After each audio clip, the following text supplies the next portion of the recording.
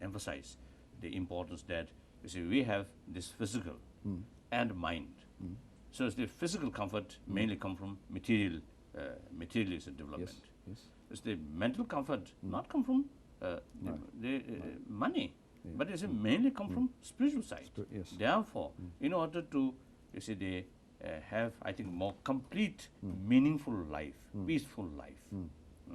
The only proper thing, only proper way is this internal spiritual development and external material development should go together. So in a future and hopefully better world, these two paths which have diverged will reunite to create the better race we all hope we shall become. Is that? Right. Yes. That's right. Yes. That's right. So, and also I believe basically we are human being, not product of mission, Yes. but we are something different. Yes. So therefore, the human satisfaction cannot provide entirely by mission. So therefore, I think there is no point to neglect about human internal spiritual. That means human affection. Yes. And sometimes, because lack of the human affection, lack of human compassion, sometimes human brain utilize in wrong direction, so that human ability become more destructive. Yes. So this is a danger, isn't it? Yes, So it is, absolutely. In order to human brilliant brain use or go in the right direction, positive and constructive, the human affection, human spiritual, such as compassion, is extremely important. Yes. You see, the good heart, usually I call it the good heart, and yes. it's a good brain, go together, work together, Balance. then it become really useful and meaningful. Yes. Yes, I understand. There is, in our scientific tradition, there is the concept of evolution, which means development over time, of course. And the progression or the sequence that Western science sees is that there is a so-called beginning, the Big Bang, and then we have a progression: gas, galaxies, stars, planets, life, mind. So that consciousness is seen, if you like, as the end product of that process. Is there any conflict here between that evolutionary view and the Buddhist view, which, as I understand it, is that consciousness has no beginning? Yes. Is there a conflict between those two, or can they be reconciled? Yes, if you look to explain that way about evolution, then yes, there is a conflict. As a Buddhist, Buddhists they ask why Big Bang happened. Is it possible, some scientists are starting to say though, that the whole thing folds back upon itself, so that beginning and end are the same thing, which would, if you like, make consciousness eternal again? Would that resolve this? So from the Buddhist viewpoint, now you see even you accept the Big Bang theory, Yes. there must be causes Yes. about how it happened. Yes. Big Bang. Without cause, if you accept these things just as accidentally, that also not satisfactory explanation. No. Then either you accept the creator, or you say some other the causes. Then the creator also, of course, from the Buddhist viewpoint, like Jainism and some others, the ancient Indian thought, which do not accept creator. So you see, from the viewpoint of those, you see the tradition, then the creator theory also is a little bit not satisfactory explanation. Yes. So therefore, the Buddhists and those group of philosophy, they say the sentient being or the being with consciousness, with mind, always there. Yes. So due to their karma, you see these things now happen. This is the Buddhist explanation. Time plays a strange role in this, because one of the possible ways that I see, this is just a personal viewpoint, to bring these two together is to say that, in a sense, before the Big Bang was mind, and mind is itself a product of evolution. So that, if you like, the whole time loop closes back upon itself. So that consciousness has always been there, which is the essence, as I understand it, of the Buddhist tradition, but it does allow for the evolutionary progression, because in that sense there was no beginning and there shall be no end. Does that in any way help to marry these two viewpoints, or is this I don't know. You see, Buddhist explanation, you see, they, like you see, Big Bang, not necessarily once. Yes. You see, always you see, it happened. Yes. The whole you see, galaxies, you see, happen, come to exist, come to being, and remain a certain period, then again you see, disappear. And then it comes. So you see, infinite world, or infinite, limitless sort of galaxies. Limitless, yes. So the and one particular you see, say you see, mind, kind of mind, like you see, human mind. Then of course that evolution. You see the first Big Bang and gas. Then eventually you see the life comes. Then you see up to the human brain you see developed. Then the human mind developed. Yes. So this is the you see the sequences way. Sequences. Sequence, yes. But then the as I mentioned earlier, you see the basic, the mind or subtle mind. In that case, the another occasion, the different with that you see different form of life, different form of physical, different form of mind.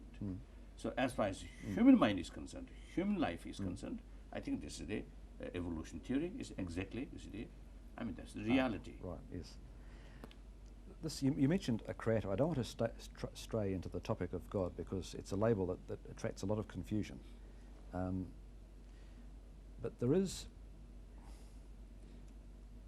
I'm going to find this very difficult to put into words. This is one of those, one of my favourite sayings is the Chinese philosopher Lao Tzu, he who speaks does not know, he who knows does not speak. And sometimes words erect the very confusion we're trying to diminish. So I'm finding that particular difficulty here. I also yes. Sorry. Can I sort of put it this way, that we feel, or I feel, and a lot of other people do in the West, that our scientific tradition has impoverished us spiritually until very recently. That by making the universe seem mechanical and cold and impersonal, we took the good heart, the warm heart, out of it, and that we became unbalanced. And therefore in Western medicine there's been quite a strong tradition to regard as sickness things which in the East might have been regarded as something quite different.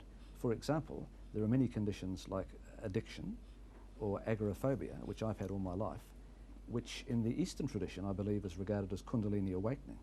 Now, do you see this kind of, how do you view Western medicine from that particular perspective? In other words, what I'm trying to say is that in the West, through the doctrines of science and the power that science has had, medicine has come to be regarded in a particular way, so that many things are seen as sickness, which in a different context is something quite other, almost like a spiritual emergency. Do you have any sympathy for that? Yes, I don't know. Well, not very clear to me. Yes, I'll try and put it a different way. That Western medicine has become very hooked on technology. If someone gets sick, we tend to surround them with machines that make noises and do things like that. And maybe we've left love out of it. And because of this mechanical approach, many conditions are regarded as sickness, which some doctors in the West are now starting to regard quite differently as the manifestations of a spiritual awakening. Perhaps I think you see there's certain illness. I mean, as far as I got the understanding your question. I think you see from the Tibetan traditional you see the explanation or traditional way of medicine. You see there are the different variety of the sickness or pains or some the disturbance in this body. Some entirely due to something wrong with the physical situation. Sometimes external influences. Sometimes entirely due to mental sort of mental unrest or something. Yes. Or as I mentioned earlier, the inner energy. Now due to that the mental thinking is something uncomfortable or something happen or some over some great bliss or something. You see, due to, you see, that mind, the mental state, so the energy acts, you see, different way. Yes. It's a subtle energy. So without much change in the physical, you see, the constitution, what's what say? Physical condition. You see, the person may experience, you see, some comfortable feeling or uncomfortable feeling. This kind of, you see, experience, you see, cannot diagnosis by modern science, modern scientist, modern doctor. I think it's difficult to diagnose such things. So then some, you see, so therefore in such case, you see, certain the whether you call it sickness or some kind of, you see, unusual, you see, experience, you see, may be one indication or the indication of inner spiritual experience. Yes, this is what I personally believe, and what many other people in the West are starting to come to accept, that many of the manifestations of what one hopes would be spiritual are taken to be, because our culture is not used to it. Our culture lacks this deep spirituality, and therefore when it appears, people are frightened of that which is other, that which is different, and they tend to deny it or repress it, or put it to sleep with medicine, with pills, with tranquilizers. True. That's true. Yes. In such case, I think the worthwhile is to treat the holistic way. You see, not only the physical thing, but also the include the mental, you see, mental thing, as well as the inner, you see, subtle energy. Then the Tibetan medical, you see, system is a more holistic way of approach. Yes. So sometimes it become more successful. Yes, because that's why I started off with dying. Many people in our society die in a quite horrible way in a hospital, and the function of medicine has become simply to keep that person alive as long as possible, and the quality of the dying process has been degraded. And my understanding of your tradition is that this would be quite alien. Is that dying obviously is to be regarded as something, as you say, one goes through peacefully, yes, under instruction, and in the West, I think one of our profound sicknesses is that we have made dying, we've denied it, and therefore the person who dies is in really quite a horrible situation, usually in a hospital, often away from their family and friends, and without love, and without understanding of what they're going through. Is this your understanding? Yes, I think it is very important and very useful. You see, the dying moment, you see, through peaceful way. That's very, very important. That's very important.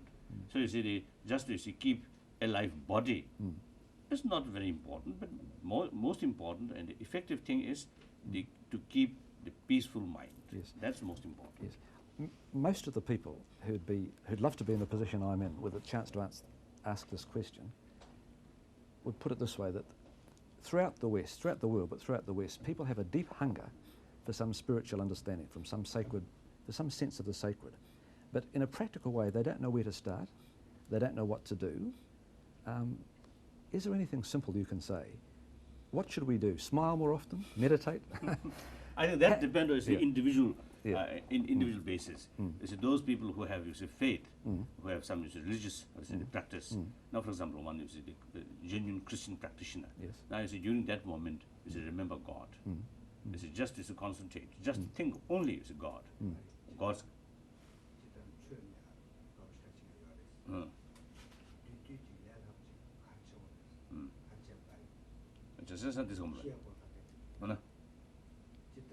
Generally, you mean at the moment of dying, or what do you say? Oh, generally. Generally, yes, generally, I think was the point, yes. Usually I call the compassion and the human affection, like human affection, I consider universal religion. Yes. Whether you see believer or non-believer, you see they take more interest or more, I think, you see, more acquaintance, the human affection, compassion. This is very useful because you see compassion. You see, once you keep, you see, compassion inside, then it automatically, you see, open some kind of, say, inner door. Yes. Through that way, from that door, you see, you can see the phenomena and also the fellow human being much more, you see, a friendly nature. If we draw that inner door closed by, you see, the jealousy or hatred, then, you see, you cannot see the, you see, other one, you see, that has a positive way, but rather, you see, you feel some, you see, more hostile or more, you see, negative, you see, attitude, negative appearances.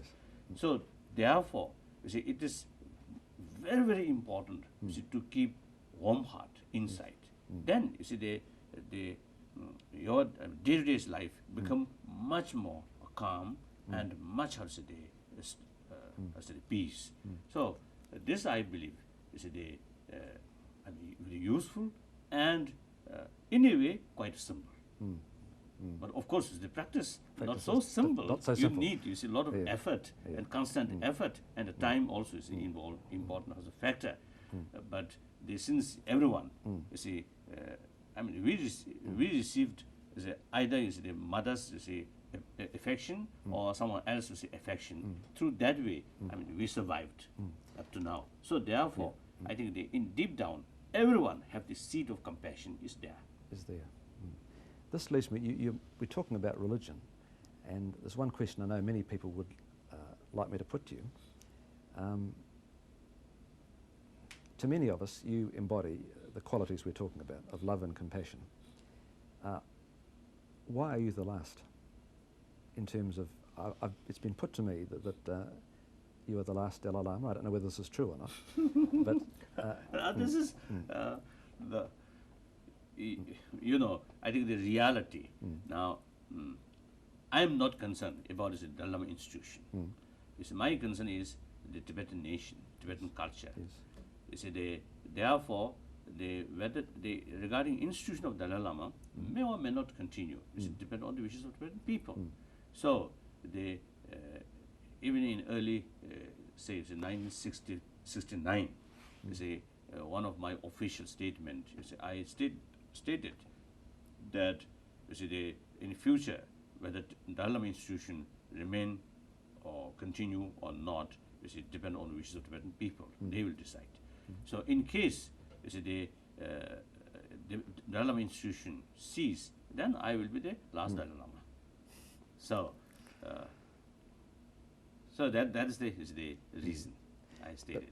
And also, you see, sometimes, unfortunately, you see, some people got the wrong impression that our struggle is meant for restoration, the old system in Tibet.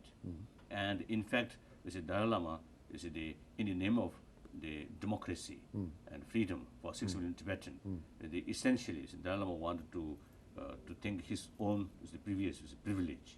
This is not the case. No single Tibetan now even dreaming about the restoration of old system.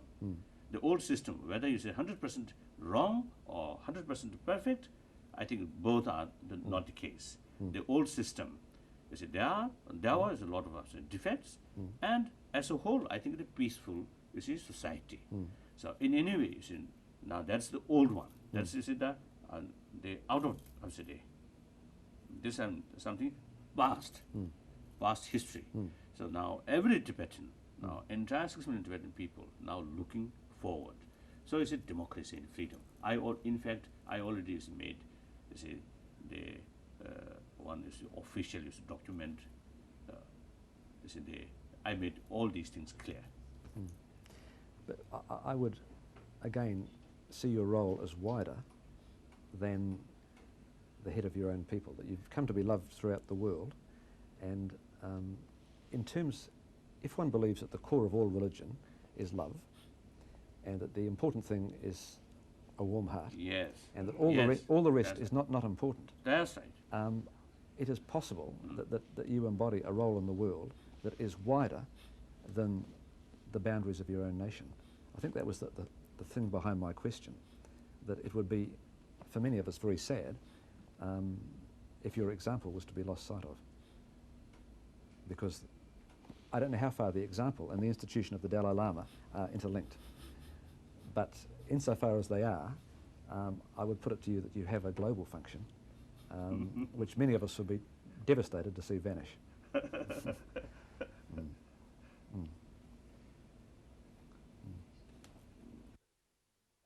scheme, you see, to carry some experiment or some examine the dying people, you see. No, I mean, those with particular cases, you see, although they scientifically, you see, medically, you see, dead, but the body still not become decaying.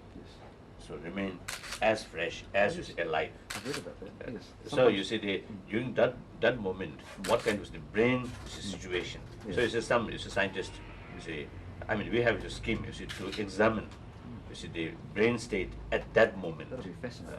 Because in some But cases, one problem, you see, nobody knows when such person, you see, will die. So this is so something like, you see, the whole year, you see, full alert. Then something happened. I wouldn't like to volunteer. Welcome, boss, welcome. So you have to spend, I think, few years, perhaps whole your life in Dharamsala. Thank you. Thank you. Thank you. Thank you much. Your Holiness would like to give you Darryl's book, With His Love. Thank you. Thank you much. If you ever have time to read it with your busy schedule. Thank you. Signature? Yes. Yes. Don't do this to me. Don't do this to me.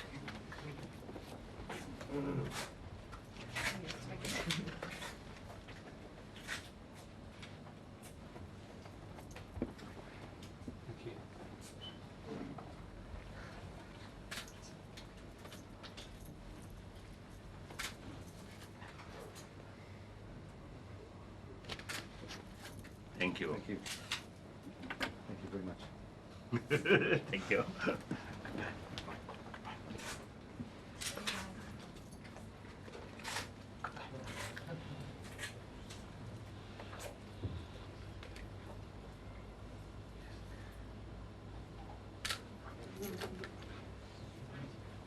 What is this? Blowing your nose. Thank you. Thank you. Goodbye.